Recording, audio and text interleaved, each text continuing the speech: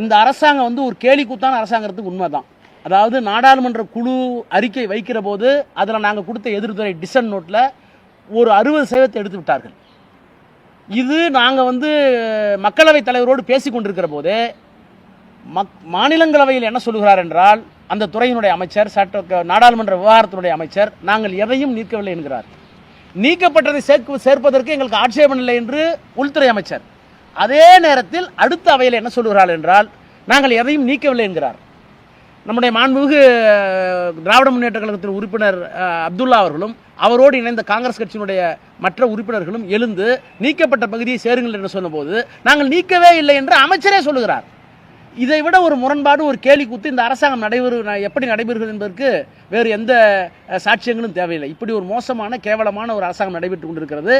இன்னும் சொல்ல போனால் நாடாளுமன்ற மேலவையினுடைய தலைவர், குடியரசுடைய துணைத் தலைவர் இருக்காரு, அவர் வந்து தவறான தகவலை அப்துல்லா அளித்து விட்டார், எனவே அவரை நான் வந்து நீக்கப் போகிறேன், இடைநீக்கம் செய்ய போகிறேன் என்கின்ற அளவுக்கு பேசிவிட்டார். ஆனால் அதற்கு பிறகுதான் அவருக்கே தெரிகிறது அவர் எடுத்த முடிவுதான் தவறு, அப்துல்லா சொன்னது சரி என்று.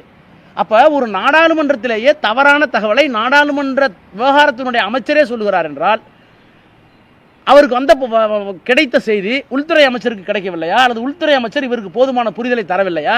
எங்க கம்யூனிகேஷன் கேப்பு? ஆனாலும் ஒன்று சொல்லுகிறாங்க, நாங்கள் யாரை நம்புறது? சபாநாயகர் ஒன்று சொல்லுகிறார், உள்துறை அமைச்சர் ஒன்று சொல்லுகிறார், இன்னொரு அவையில் நாடாளுமன்ற விவகாரத்துறை அமைச்சர் ஒன்று சொல்லுகிறார். இதற்கு நிர்மலா சீதாராமன் அவர்கள் இதற்கு பிறகு உங்களுக்கு சந்தேகமா, அமைச்சரே சொல்லிவிட்டாரே என்று அவர் வேற வக்காலத்து வாங்குகிறார். வக்காலத்து வாங்குவது உண்மையா? நாடாளுமன்றத்துறை அமைச்சர் சொல்வது உண்மையா? உள்துறை அமைச்சர் சொல்வது உண்மையா? சபாநாயகர் சொல்வது உண்மையா? எது உண்மை, எது பொய்?